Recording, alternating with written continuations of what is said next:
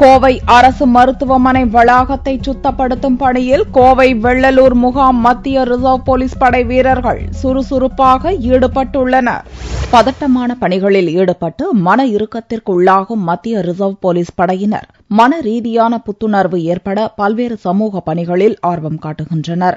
மரக்கன்றுகள் நடுதல், பொது இடங்களை சுத்தப்படுத்துதல், மாணவர்களிடையே சுற்றுச்சூழல் குறித்து விழிப்புணர்வு ஏற்படுத்துதல் போன்ற பணிகளிலும் ஈடுபடுகின்றனர். இந்த வரிசையில் கோவை மாவட்டம் வெள்ளலூர் முகாமைச் சேர்ந்த 200 மத்திய ரிசர்வ் போலீஸ் படையினர் கோவை அரசு மருத்துவமனையில் புதர்களை அகற்றுதல், குப்பைகளை அப்புறப்படுத்துதல் போன்ற பணிகளில் ஈடுபட்டுள்ளனர்.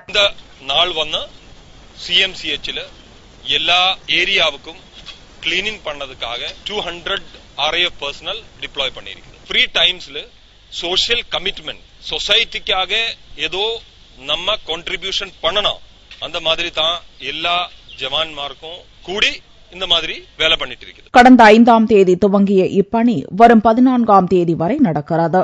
இப்பணியில் தமிழகம், கேரளா, ஆந்திரா, கர்நாடகா உள்ளிட்ட மாநில வீரர்கள் ஈடுபட்டுள்ளனர்.